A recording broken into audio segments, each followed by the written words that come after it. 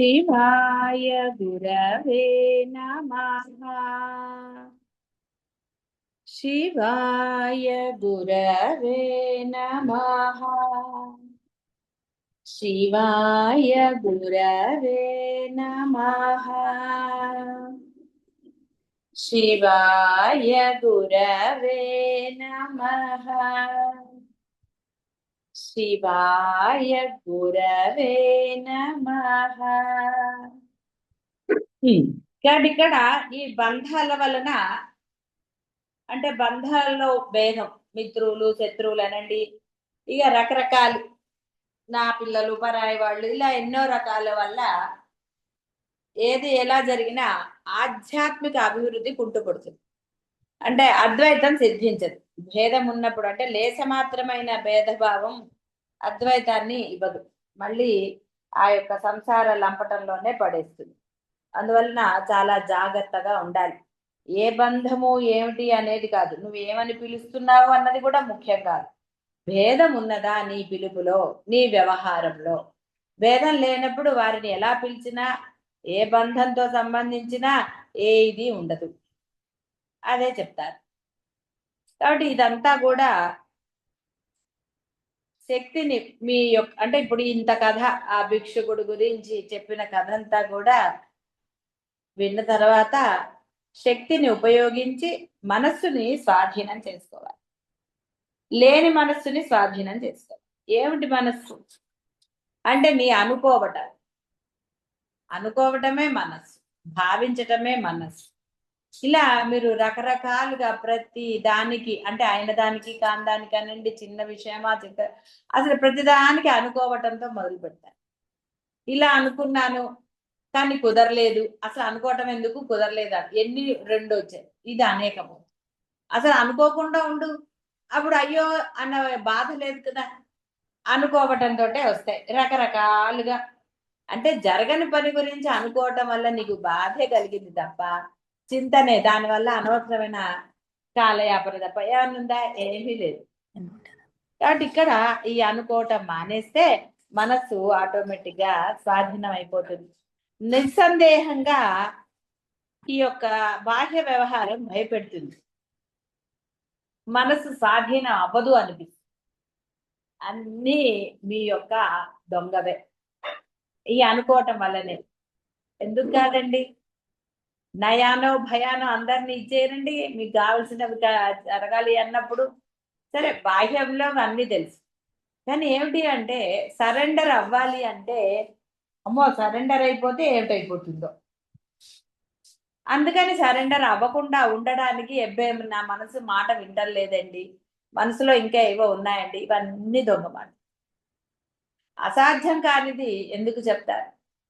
అది సుసాధ్యమైన వారందరూ కూడా ఈ ఉపదేశాలన్నీ సారాంశం అదే. నువ్వు అనుకోవటం మానే, ఆలోచన రహితంగా ఉండమనే చెప్పటం. ఆలోచన దేనికి? అయ్యే పని అవుతుంది, అవ్వంతే ఎలాగవ్వదు. నువ్వు రెండిటికీ అనుకోవటం వేస్ట్. ఇలా అవ్వాలి అలా అవ్వాలి ఎందుకు? ఏది ఎలా ఎప్పుడు జరిగితే మంచిదో ఆ పరమాత్మ నీకు నిర్ణయించి చెప్తాడు. నువ్వు పరమాత్మ యందు ధ్యాస పెట్టు. మనసా వాచా కర్మణాను ఏదైనా నువ్వు ఆ పరమాత్మ యందు ఉండు, అంతే. నామస్మరణ చాలు, ఏది చేయక్కర్లేదు. అది కూడా ఎందుకంటే ఈ అనుకోవటం లేకుండా ఉండటానికే నామస్మరణ. కాబట్టి అభ్యాసము, వైరాగ్యము, సహనము, ఆ ధృతి అంటే పట్టుదల, భక్తి, ఈ జ్ఞానాలతోనే ఇది సాధ్యమవుతుంది. అందుకనే దీక్షలు చెప్పబడ్డాయి. దీక్ష చేయడానికి కూడా మనకి ఎప్పుడు విఘ్నాలే. ఎందుకు? ధృతి లేదు, సహనం లేదు, పట్టుదల లేదు. బాహ్య ప్రపంచంలో వ్యవహారానికి మూర్ఖంగా వాదిస్తారు, మొండి పట్టుదలలు పడతారు, రకరకాలు. దానివల్ల బాధ కలుగుతుందని తెలుసు, ఆర్గ్యుమెంట్స్ వస్తాయి, ఏడుపులు, ఇన్ని ఉన్నాయని తెలిసిన బాహ్యంలో వ్యవహారంలో నశించే వ్యవహారం కోసం నానా ఇది చేస్తారు. కానీ ఇక్కడ కొంత ఉంటే చాలరా, హాయిగా నీకు ఇదవుతుంది అంటే మటుకు ఇక్కడ చేయదు. దానివల్ల అనుభవించక తప్పదు. కాబట్టి కృష్ణ పరమాత్మ అంటాడు, నీ మనోబుద్ధులను నా యందు లీనం చెయ్యి, అప్పుడు నీవు నిశ్చయంగా నా సాక్షాత్కారం పొందుతావు. అన్నిటికంటే ముందుగా పరమాత్మను ఆత్మను తెలుసుకోవాలనే జిజ్ఞాస ఉండాలి. అయితే ఇక్కడ మీరు అనవచ్చు తెలిసిపోయింది కదండి అని. తెలియటం జిజ్ఞాస కాదు, తెలిసిన దాన్ని ఆచరణలో పెట్టాం. ఏదైతే అత్యున్నతమైనదో ఉత్కృష్టమైనదో సులభంగాను అసులభంగాను లభించేదో సులభంగాను లభిస్తుంది. నువ్వు ఇలాంటి కథలు కాకరకాయలు చెప్తే అది ఎప్పుడు కష్టం. అలా కాకుండా ఇది ముఖ్యమైనది కదా. ఇంట్లో కూడా బాహ్య వ్యవహారంలో ఏది ముందు ఏది వెనకలు తెలియపోతే అంతా అస్తవ్యస్తం అయిపోతుంది. రకరకాలుగా ఉంటుంది. అయ్యో అనుకుంటారు. ఏ పని ముందు చేయాలి, ఏ పని తర్వాత చేయాలో నీకు తెలియాలి. ఆ తెలుసుకున్న వాడే ఆ వివేక విచక్షణ అనండి, ప్లానింగ్ అనండి, ఏదైనా బాహ్య వ్యవహారం ఉన్నప్పుడు కరెక్ట్ గా అవుతుంది. అప్పుడు అన్ని చక్కగా వరుసగా అయిపోతుంటాయి. లేటుగా లేచి అయ్యో అది అయిపోయింది ఇది అయిపోయింది టైం అయిపోయింది ఆఫీస్కి వెళ్ళాలి ఇక్కడికి వెళ్ళాలంటే ఏంటండి ఉపయోగం? ఎవడు నిద్రపోమన్నాడు? లేస్తే కదా పనులు అవుతాయి. సరే లేచారు, బద్ధకంగా కూర్చుని చివరి వరకు కూర్చుంటే. కాబట్టి ఇక్కడ అర్థం ఏంటి అంటే ఏది ఏ సమయంలో చేయాలో ఆ యొక్క విచక్షణ నీలో ఉండాలి. కాబట్టి ఇక్కడ ఏది ముఖ్యమైనది? అత్యున్నతమైన ఆ పరబ్రహ్మం ముఖ్యమా, ఈ నశించే బాహ్యం ముఖ్యమా? ఈ నిర్ణయంకి మీరు తీసుకోలేక కాదు, మీ నిర్ణయం బాహ్యంలో ఉందంతే. ఈ వ్యవహారమే మీకు ముఖ్యమని మీరు భావిస్తున్నారు కాబట్టి దాన్నే ఆచరణలో పెడుతున్నారు. నిజంగా ఆ పరమాత్మే అత్యంత ముఖ్యం అనుకున్న వాళ్ళకి ఎవ్వరికీ అసలు కష్టమే. ఆయన ఏమన్నాడు, నువ్వు ఒక్క అడుగు వేయరా, మిగతా 9 అడుగులు నేనే వేస్తాను నీ బదులు. కానీ ఆ ఒక్క అడుగు వెయ్యడానికి ఎంతటి తాత్సారం, రోజులు సంవత్సరాలు అయిపోతుంది. ఆయుష్ తగ్గిపోతుంది, శరీరం యొక్క బలం తగ్గిపోతుంది. నీ యొక్క ఈ దృఢత్వం ఏదైతే పొంది తీరాలని నువ్వు అనుకున్నావో అది చూడండి. మీరు మొదట్లో ఎలా అనుకున్నారో తెలిసినప్పుడు ఇప్పుడు ఎలా ఉంది బయట వేస్తే మీకే తెలుస్తుంది ఎంతగా బాహ్య వ్యవహారాలకు ఇంపార్టెన్స్ ఇస్తుంది. చూసారా? తెలుసుకోవాలనే జిజ్ఞాస ఉండాలి, దానికై దృఢ నిశ్చయం కూడా ఉండాలి. మనస్సు అంటే ఆ లేని మనస్సు ఉద్రేకాలకు, ఈ బుద్ధి హేతువుకు, జ్ఞానానికి స్థావరం. అందువలన జీవుడు భగవంతుడినే ప్రేమించాలి, ఆయన ఎందే భక్తి ఉంచుకోవాలి. భక్తి అంటే ఆ నమ్మకం, దృఢత్వం, ఆ మొండి పట్టుదల, ఇవన్నీ అందులోనే ఉంచాలి.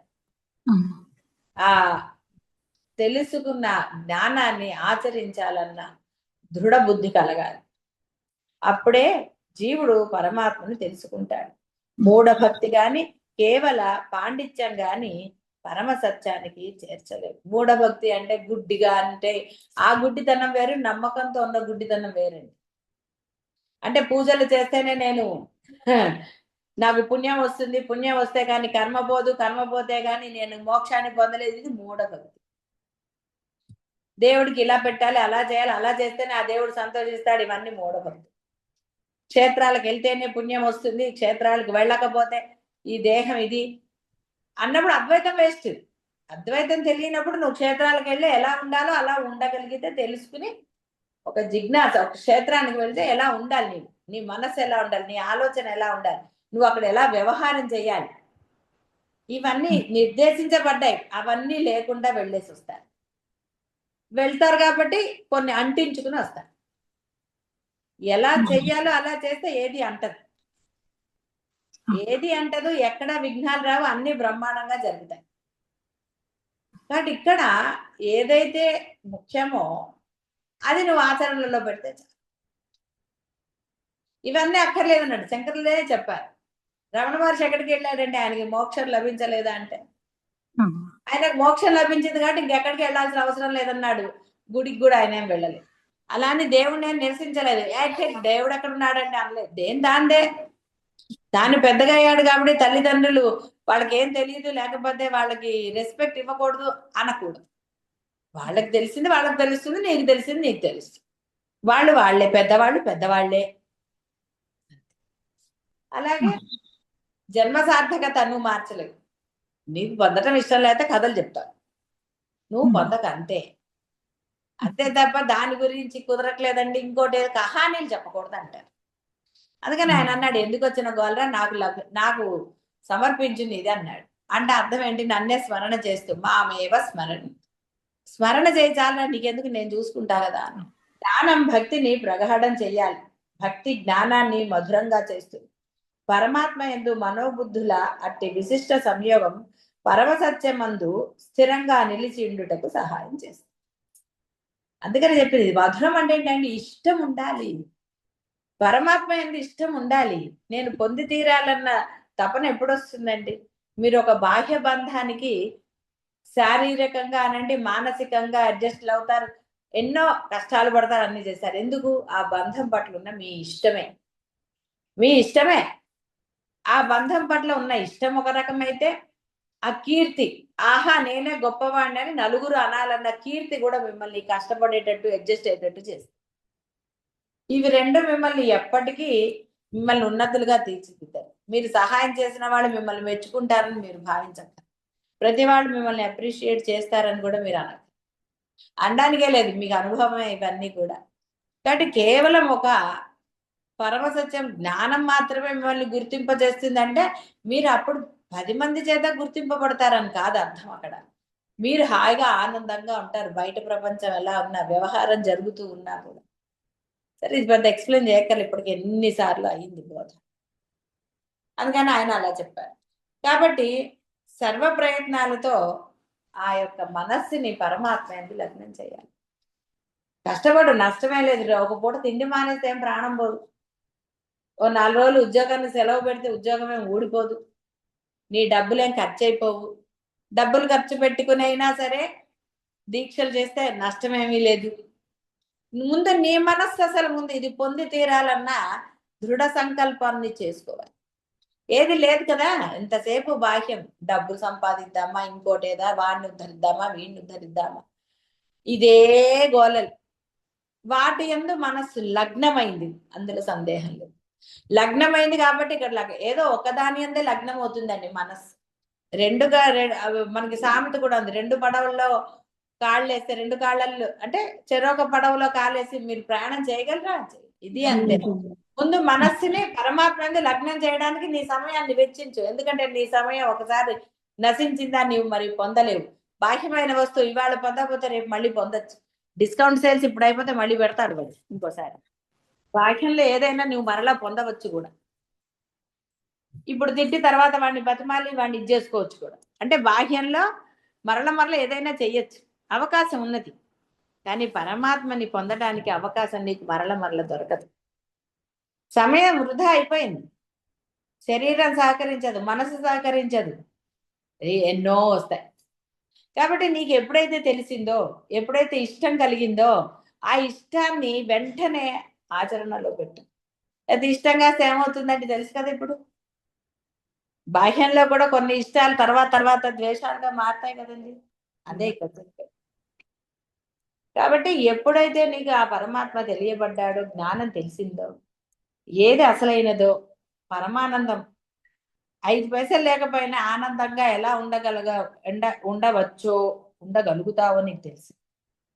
డబ్బుతో ఆనందం రాలేదు, బంధువులతో ఆనందం రాలేదు, నువ్వు అనుకోవటంతో ఆనందం రాలేదు. ఏది లేకపోతేనే ఆనందం అనేది నీకు తెలుసు. తెలియకపోతే అడిగి తెలుసుకోవాలి. నేను అడగనండి అంటే సరే అనుభవించు. ఏది ముఖ్యమైనదో దాని మీద సందేహాలు లేవు, నేను అడగను అంటే ఏం చేస్తారండి? అంతే, నీకు తెలిసింది నువ్వు అనుభవించాలి. కాబట్టి ఏ విధంగా అయినా సర్వశక్తులను ఉపయోగించి లేని మనస్సుని పరమాత్మ ఎందు లగ్నం చేయాలి. అంటే ఉన్నది పరమాత్మే అన్న విషయాన్ని నువ్వు సర్వకాల సర్వావస్థల ఎందు ఆచరణలో పెట్టాలి. ఎవరైతే ప్రశాంత ఏకాగ్ర చిత్తంతో ఈ యొక్క బ్రహ్మనిష్టని ఆచరణలో పెడతారు, ప్రశాంత ఏకాగ్ర చిత్తం, దృఢ చిత్తం, ఏకాగ్ర చిత్తం. దృఢత్వం లేదే ఏకాగ్రత కుదరదండి. ఇష్టమైతేనే ఆ సినిమాని ఏకాగ్రంగా చూస్తారు, తిండి కూడా మానేస్తారు. ఉండి ఇది అయిపోవచ్చింది, ఈ సినిమా అయ్యాక తింటాలే, ఏం నష్టమే లేదు, కాస్త లేటుగా. కానీ అలాంటి పట్టుదల బ్రహ్మాన్ని పొందడానికి చూపించట్లేదు. పట్టుదలే లేదు అసలు ఇక్కడ. మీరు నిజంగా వాడితే ఏది మానక్కర్లేదు, ఏది త్యజించక్కర్లేదు. కేవలం ఎస్ నేను పొంది తీరాలి అనుకుంటే చాలు. అనుకోవటమే చాలా కష్టం. కాబట్టి ఎవరైతే అది ఆచరణలో పెడతారో ఎప్పటికీ ఈ సుఖ దుఃఖాది ద్వంద్వాలకు లోను గారు, వాటికి అతీతంగా, భావాతీతంగా, ఆనందంగా, బ్రహ్మానందంలో ఎప్పుడు బ్రహ్మానందం. ఎలా అయితే చంటి పిల్లలు ఆనందంగా వాళ్ళు నిద్రలో నవ్వుతారు, బయట వాళ్ళు ఎందుకు నవ్వుతారో వాళ్ళకే తెలియదు. అలాగే ఎందుకు సంతోషంగా ఉన్నారు అంటే తెలియదు, దానికి రీజన్ లేదు. రీజనింగ్ లేని ఆనందమే బ్రహ్మానందం. ఎందుకు నవ్వుతున్నాడు పిల్లాడు, ఎందుకు వాడు నిద్రలో నవ్వుతున్నాడు, లేకపోతే ఎందుకు వాడు మీరు ఒక మట్టి పాత్ర ఇచ్చినా వాడు ఆనందంగా ఆడుకుంటాడు. ఎలా ఉన్నా రీజనింగ్ లేని ఆనందం. అది నువ్వు పొందగలుగుతున్నావా? నీకు అన్నిటికీ రీజన్ కావాలి. నువ్వు ఆనందం అనుకున్నది కూడా నీకు దుఃఖాన్నే కలిగిస్తుంది. అది పొందే ముందు దుఃఖము, ఆ కాసేపు ఆనందం, తర్వాత మళ్ళీ దుఃఖమే. ఏం సందేహమే లేదు అందులో. మీరు ఎన్ని అనుకున్నా కూడా వాటికి దుఃఖాలు ఉన్నాయి. ఒక డిగ్రీ పాస్ అయితే వాడికి ఒక సర్టిఫికెట్ ఇస్తాడు, ఒరే నువ్వు పాస్ అయ్యావురా అంటాడు. ఏమిటంటే ఉపయోగం దానివల్ల? జీవితం ఎన్నో డిగ్రీలు ఇస్తుంది, అయినా బుద్ధి వస్తుందా? ఇంకా డిగ్రీలు పొందాల్సిందే. డిగ్రీలు అంటే తెలుసు కదా, అనుభవాలే డిగ్రీలు. కాబట్టి కేవల సిద్ధాంత జ్ఞానం మిమ్మల్ని ముందుకు తీసుకువెళ్ళదు, అంటే ఉన్నత స్థితికి తీసుకెళ్ళదు. ఆనందాన్ని ఇవ్వదుగాక ఇవ్వదు. ₹1,00,00,000 కాదు, మిలియనీర్ కాదు, ఎవరైనా సరే వాడు ఆనందంగా ఉండలేడు. వాడికి ఎంతసేపు ఏదో వాడు అనొచ్చు నేను ప్రశాంతంగా పడుకున్నాను, టాబ్లెట్ వేసి అలసిపోతాడు కాబట్టి ఆ శరీరం అలసటకు గురైతే పడుకోవచ్చు, కానీ ఆనందం.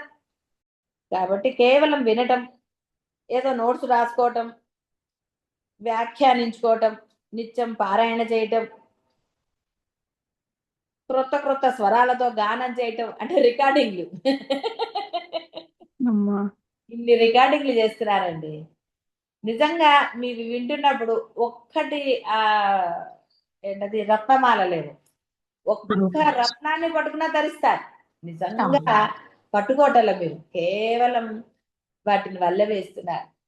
ఎంత ఆ గొంతుని ఇది చేసుకుని చదువుతున్నారా, ఆ శ్లోకాలు కానివ్వండి ఇవి కానీ అనే ధ్యాస ఉంది తప్ప నేను ఏమిటి చదువుతున్నానో అది నేను ఆచరణలో పెడుతున్నానా లేదా అని చూడాలి. ఇక్కడ గొంతు ముఖ్యమా, రికార్డింగ్స్ కాదు. ఎందుకు చదివిస్తున్నారు మీ చేత? ఒకటి కాకపోతే ఒకటైనా మనసుకు మీరు తీసుకుని దాన్ని ఆచరణలో ఒకటి తీసుకున్నా తరిస్తారు కొత్త కొత్త రాగాలతో. ఎందుకంటే అంత కష్టం. మీరు శివానంద లహరి ఇప్పుడు అంత రాగంతో చదవకపోతే శివుడు ఏమన్నా కోపడతాడా, లేదా గురువు ఏమన్నా అంటాడు? సౌందర్య లహరి ఎందుకు అక్కర్లే, చదవగలిగినప్పుడు చదవండి, కాదనట్లే. అది కాదు లక్ష్యం అక్కడ రికార్డింగ్ కి. ఎన్ని రత్నాలు ఒక్కొక్కటి చదువుతారు. గురుగీత ఇప్పుడే చదివారు, ఆచరణలో ఉన్నదా ఆలోచించు. ఆచరణ లేనివి ఇన్ని నిత్య పారాయణం, వినటం, రాసుకోవటం, పారాయణ చేయటం. పారాయణ చేస్తున్నారు కదా, చదివినవే చదువుతూనే ఉన్నారు. ఏం ఉపయోగం అండి? విసుగు రావటం లేదు. ఎన్నిసార్లు చదువుతాము అన్న విసుగు వేరు, ఇంకా ఇది అక్కర్లేదు కదా నాకు అనుకోవటం. మీకు ఆ విసుగు రావట్లే, ఈ విసుగు రావట్లే. ఆచరణలో పెట్టేశాక వినబుద్ధి కాదు, చదవబుద్ధి కాదు. ఎందుకంటే ఆచరణలో పెట్టేశాం, ఇంకేముంది అక్కడ? అక్కర్లేదు.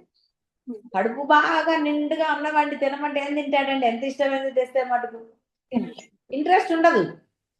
కాబట్టి పరమానందం పొందిన వాడికి పొందడానికి కావలసిన ప్రవచనాలు, బోధలు వినాల్సిన ఆవశ్యకత ఎక్కడిది? ఇంకా ఏదో తెలుసుకోవాలని ఏమిటి తెలుసుకోవాలి? తెలుసుకోవడానికి ఏముంది అక్కడ? ఏమిటి ఆనందం? అందుకే అందరూ అమెరికా బాగుందా, అది బాగుందా అంటే నేను అదే అన్నాను, బాగుంది బాగాలేదన్నది నీ మనస్సు మీద డిపెండ్ అయ్యింది. వాట్ ఈస్ ద డిఫరెన్స్ అన్నారు.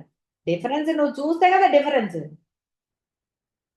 కాబట్టి అమెరికా వెళ్ళాలి, చూడాలి, చెయ్యాలి, ఇవన్నీ ఎవరికండి? ఏదో నేను వెళ్ళొచ్చాను అని గొప్పలు చెప్పుకోవడానికో, ఇక రకరకాలు అనుకోండి. అవన్నీ ఎందుకు? వెళ్ళాల్సి వస్తే ఎలాగూ వెళ్తాం. దానికోసం ప్రయత్నాలు, దానికోసం ఇంకోటో అక్కర్లేదు. అంటే నేను కేవలం అమెరికాని ఒట్టిగా మామూలుగా చెప్తున్నా. క్షేత్రాలు ఏదైనా సరే, రమణ మహర్షి గారి జిజ్ఞాసలు అవన్నీ లేవు కాబట్టి ప్రశాంతంగా హాయిగా ఆనందంగా ఉన్నాడు అక్కడే గోచిపెట్టుకు. వెళ్ళాలన్న తపనున్న వాడికి ఇక్కడికి వెళ్ళాలి, అక్కడికి వెళ్ళాలన్న వాడు ప్రశాంతంగా వాడు ఉండలేడు. దాని గురించిన ప్రయత్నాలు చేస్తూనే ఉంటారు, ఇదని అదని ప్రయత్నాలు జరుగుతాయి నీ చేత. ఆ సమయం వస్తే నువ్వు వద్దనుకున్నా వెళ్ళాల్సి వస్తుంది. నేను తీసుకెళ్తాడు ఆయన. నువ్వు ఎవరిని నమ్ముతావో ఆయన, నమ్మకపోతే నువ్వే వెళ్ళాలి. నమ్మితే ఆయన తీసుకెళ్తాడు, నమ్మకపోతే నువ్వు వెళ్ళాలి. నువ్వు వెళ్ళడానికి ఆయన తీసుకెళ్ళడానికి తేడా లేదండి. చిన్నపిల్లలు గుర్తుపెట్టుకోవాలి. వాడు ఎవరు వాళ్ళు వచ్చినా మీరే పెట్టండి అంటాడు.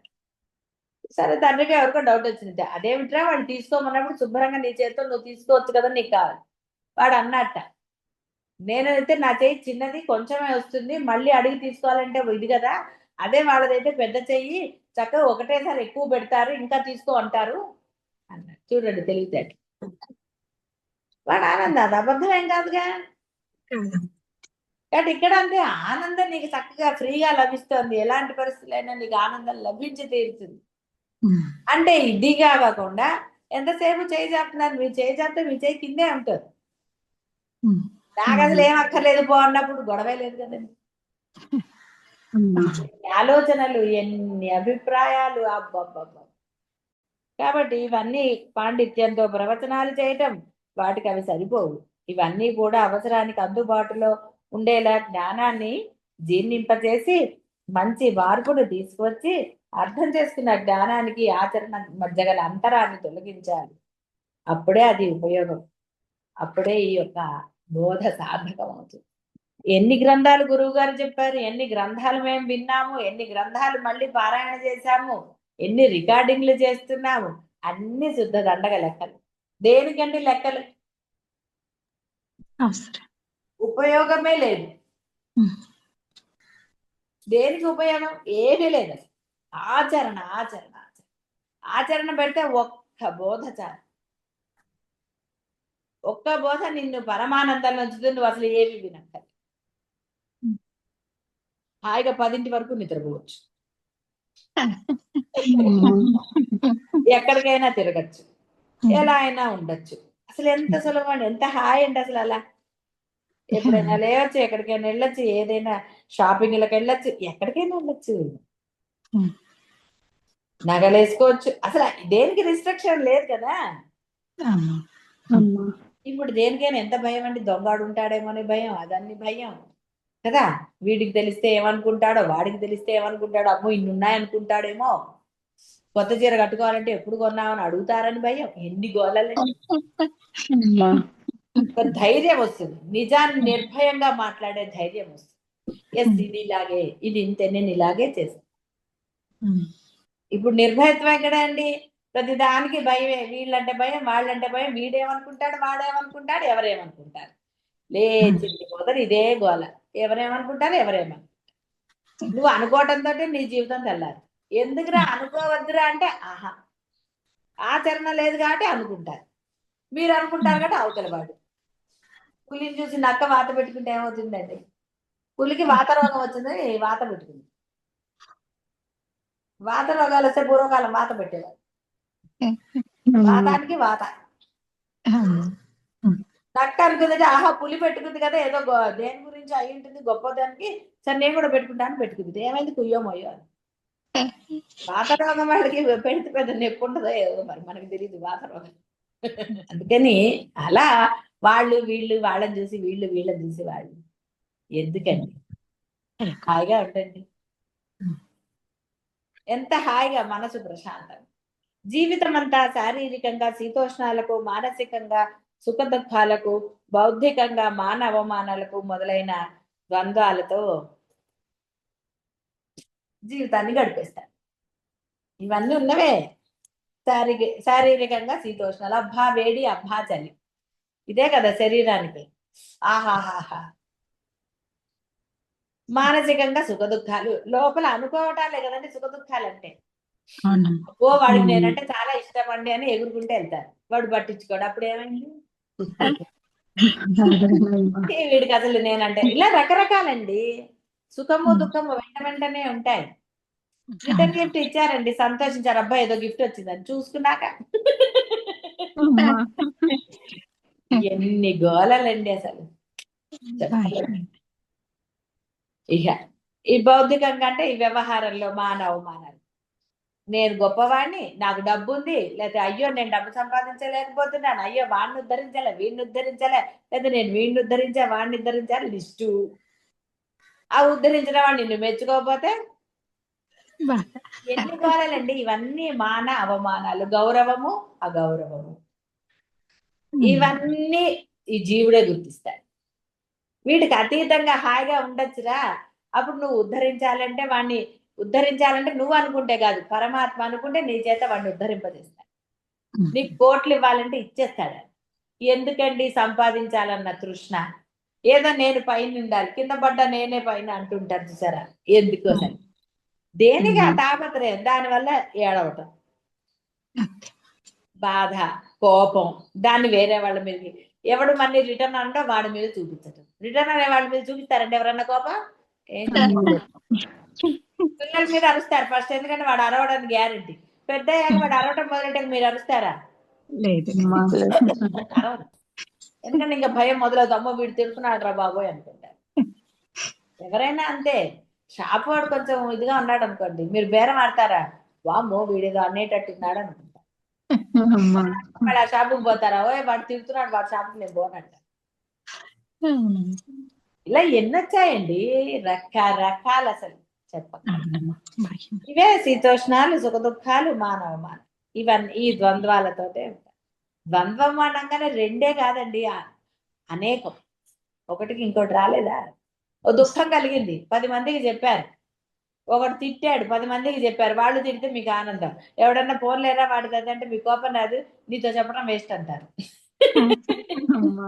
ఆత్మజ్ఞానం ఈ పాశాల నుండి విడిపించి అజ్ఞానాన్ని, భ్రాంతిని నిర్మూలించి ద్వంద్వ స్థితి, ఆనంద స్థితికి చేరుస్తుంది. ఇది తెలియని విషయం కాదు, కానీ ఏం చేస్తారండి, బోధలు అదే చెప్తారు, ఎండింగ్ అదే చేయాలి కదా.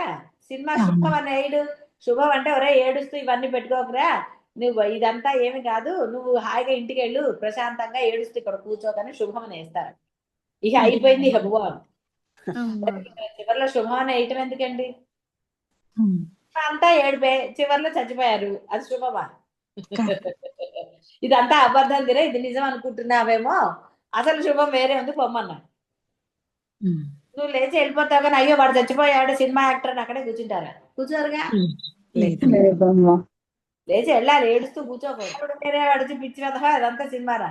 అలాగే ఆత్మజ్ఞానం నీకు చెప్పేదారు, ఎవరే పిచ్చి వెధవా ఎందుకురా ఏడుస్తున్నావు, ఈ పాసాలు పట్టుకుని ఎందుకురా, ఇంకా ఓ ఇది కావాలి అది కావాలి, ఇంకా ఏదో సంపాదించాలి, ఇంకా ఏదో చెయ్యాలి, పిల్లలకి ఇంకా ఇవ్వాలి, వాళ్ళకి ఇది ఇవ్వాలి. ఏమండి ఇచ్చేది? ఇచ్చిందంత వాళ్ళు తృప్తి పొందారా పొందలేదా అవన్నీ పక్కన పెట్టండి. ఎందుకండి ఇంకా తాపత్రయం నీకు, ఏదో ఇవ్వాలి అని? నీ చేత ఎంత ఇప్పించబడాలో అంత ఇప్పించబడుతుంది, సందేహం ఏం లేదు, ఏం సందేహం లేదు. ఆశిస్తే బాధ, ఆశించకపోతే అంటే నువ్వు ఎంతసేపు ఎందుకండి గోల? ఇలా ఇవ్వాలి అలా ఇవ్వాలి, వాళ్ళకి అది చేయాలి వీళ్ళకి ఇది చేయాలి, అబ్బబ్బ. ఇక సుఖం ఎక్కడుందండి, ఆనందం ఎక్కడుంది అసలు?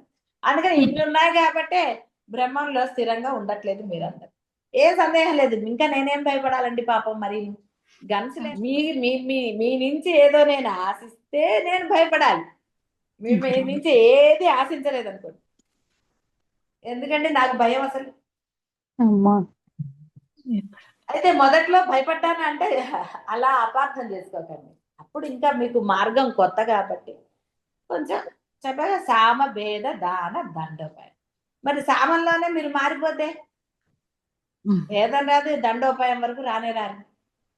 కానీ దండోపాయం వరకు తెచ్చుకున్నారు కదా, అంటే కొట్టట్లేదు కొంచెం మరి ఏం చేస్తామండి, బోధనలు అలాంటివే వస్తున్నాయి. మరి మొదట్లో అన్ని సామరస్యంగా చెప్పబడ్డాయి, అలాంటివే ఇచ్చాడు ఆయన. బోధన పరమాత్మ ముందు అవే ఇచ్చాడు, ఇప్పుడు కదండి ఇలాంటివి ఇస్తున్నాడు. చాలా సీరియస్ గా చెప్పాము. నేను ఎన్నుకున్నానా చెప్పండి? నేనేది ఎన్నుకోలేదండి, ఎవరో ఏదో చెప్తారు, ఇది చెప్పండి ఇది చెప్పారా అని అడుగుతారు. ఓ చెప్పలేదా, అయితే ఆ సరేలేండి అంటారు. ఒకదాని తర్వాత ఒకటి అదే వస్తుంది, కానీ నేను ఎక్కడ వెళ్ళి ఎత్తుక్కోలేదండి. చెప్పాను, మెమరీ పవర్ చాలా తక్కువ నాకు. ఏది చెప్పానంటే ఎవరికి గుర్తండి, మళ్ళీ లిస్ట్ చూడాలి. ఏది చెప్పినా బోధ అదే, బోధలో ఏం మార్పులు రావు. ఉన్నది పరబ్రహ్మమే, ఆ ఆనందాన్ని నువ్వు పొందాలిరా, గురువు అదే చెప్తాడు, తిప్పాడు తిప్పి. కానీ శిష్యుడే ఎడిదిప్పినా ఆచరణలో పెట్టట్లేదు. పెడుతున్నానండి, ప్రయత్నం చేస్తున్నానంటాడు. అబద్ధము. ప్రయత్నము ఒకటిను ఫలితం ఒకటి లేదు. అక్కడ రెండు ఎక్కడున్నాయి? రెండుంటే ఎప్పటికవుతుంది? అవ్వదు. అక్కడ ప్రయత్నం ఒకటి, అది లేదు, ఉండటమే. ఇంటికి వచ్చాక ఇంటికి వెళ్తున్నాను, ఇంటికి వస్తున్నాను అని అంటారా? ఇంట్లో ఉన్నాను, స్థిరమైన వర్డ్ వచ్చింది. ఇంట్లోనే ఉన్నాను అంటారు. కానీ అది ఎక్కడ అంటున్నారు? ఇంకా ప్రయత్నం చేస్తూనే, ప్రయత్నం జరుగుతోంది. అసలు దేనికండి ప్రయత్నం? నువ్వు అదే అయి ఉన్నావురా, ప్రయత్నమే లేదు అసలు, నువ్వు అక్కడ ఉండటమే అన్నారు. ఇంట్లోనే ఉన్నావురా, మళ్ళీ ఇంకా అటు ఇటు ఏమిటి, ఇంట్లోనే ఉన్నావు, పర్వాలేదు, ఈ గదికి ఆ గదికి వెళ్ళొచ్చు, బయటికి వెళ్ళకపో. నువ్వు ఏ గదిలోకి వెళ్ళినా, ఎక్కడికి వెళ్ళినా, ఎన్ని చేసినా ఇంట్లోనే అంటారు. బయటికి వెళ్ళినప్పుడే ఇంట్లో లేను అంటారు. మీరు ఎక్కడన్నారండి నేను బ్రహ్మంలోనే ఉన్నాను అని ఒక్కసారైనా అనగలిగారా?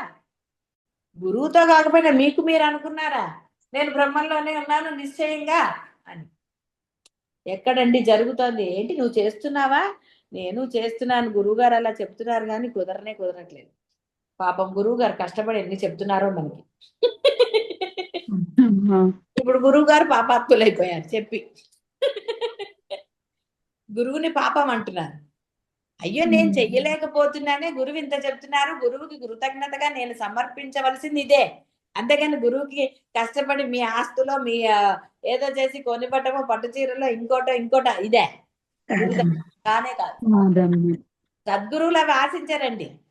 ఏదో మిమ్మల్ని అనలేకనే ఎందుకు సరేలే అన్నట్టుగా వదిలేస్తారు. అబ్బా ఎందుకు వచ్చిన గోళ్ళే అని. ఎందుకంటే మళ్ళీ మీరు ఏదో సెంటిమెంట్ తో అంటారు, ఇంకోటి ఇన్ని వినాలని వదిలేస్తారు. ఆ సర్లే అనేస్తారు. అంతేగాని దాని మీద ఇష్టం ఉండవు, ఇంకోటి ఉండాలి. ఒట్టిగా ఏదో అంటారు, ఇది ఇష్టము అది ఇష్టం లేదని ఏదో క్యాజువల్ గా ఏదో ఒకటి. మరి ఏం చేస్తారంటే మీరు బాహ్యంలో ఉన్నారు కాబట్టి బాహ్యమైన విషయాలు మాట్లాడారు. ఇష్టాలు ఉన్నవాడు నీకేం చెప్పగలుగుతాడండి? వాడు ఇష్టాల గురించే చెప్తాడు, అదే చేయమంటాడు. మీరు ఇష్టం లేనివి పెట్టినప్పుడు తినలేదు, ఇష్టం లేనివి ఇస్తే కట్టుకోలేదు, ఇష్టం లేనివి మాట్లాడితే వినలేదు. మీరు అన్ని గురువుకి ఇష్టమైనవే చేస్తున్నారా? గురువు దగ్గరకు వచ్చి అనుకున్నాను అంటారు, చెప్పాను కదా, అనుకున్నాను. మీ ధర్మమే మొదట. ధర్మం ఎప్పుడు కూడా మిమ్మల్ని జ్ఞానానికే తీసుకువెళ్తుంది. ధర్మాన్ని ఎగ్గొట్టమని ఎప్పుడు ఏ గురువు బోధించరు. ధర్మం చేస్తూ నువ్వు ఆచరణలో పెట్టు. ధర్మాన్ని ఆచరణలో పెడితే ఆటోమేటిక్ గా నీ మనసు నిర్మలం అవుతుంది. ధర్మాన్ని ఆచరణలో పెట్టనప్పుడే, సమాధానాలు ఉన్నప్పుడే గోళ మొదలవుతుంది. కాబట్టి ఒకరిని ప్రశ్నించటమో ఇంకోటో అవసరమా? ఇప్పుడంటే ఆన్లైన్ లో టికెట్లు. ఇంతకుముందు సినిమా హాల్ కి టికెట్ దొరికితే వెళ్దా, లేకపోతే లేదు, కష్టపడి తయారైపోయి పోలే. ఇష్టమైనప్పుడు వెళ్ళారా లేదా? కష్టపడి. టికెట్ దొరకకపోతే నోరు మూసుకుని వచ్చారా రాలేదా ఇంటికి? ఆ పాటి కష్టం లేదు. వెళ్తారు. ఏదైనా బాహ్యంలో వ్యవహారంలో కష్టపడలేదా? కష్టపడతారు. కానీ అద్వైతానికి కష్టం. ఎంత బోధ చేసినా ఇదే చెప్తారు, వేరేది లేదు. ఆ కష్టము, అంత కష్టం కూడా ఇక్కడ అక్కర్లేదురా అన్నా సరే అబ్బో చాలా కష్టం. కాబట్టి ఆత్మజ్ఞానం మాత్రమే మిమ్మల్ని ఆ యొక్క మీ అజ్ఞానాన్ని నిర్మూలిస్తుంది, ఈ సంసార భయాల నుండి రక్షిస్తుంది. భగవద్గీతలో ద్వంద్వై విముక్తా సుఖ దుఃఖ సంజ్ఞై గచ్చంతి అమూఢాహ పరం అవ్యయం తత్. భగవంతుని అనుగ్రహం వల్ల, గురుదేవుల ఆశీర్వాదం వల్ల మాత్రమే అలాంటి పరిపూర్ణ స్థితిని పొందుతారని కృష్ణ పరమాత్మ చెప్పాడు, నేను చెప్పలేదు. బోధ చేసే సద్గురువులు మాత్రమే చెప్తారు. ఆత్మజ్ఞానాన్ని బోధించే గ్రంథాలు మాత్రమే అవి చెప్తాయి. ఆ గ్రంథం అర్థం చేసుకున్న గురువు మాత్రమే నీకు చెప్పగలుగుతాడు, ఎవరైనా ఇది చెప్పరు. శుభం భూయాత్.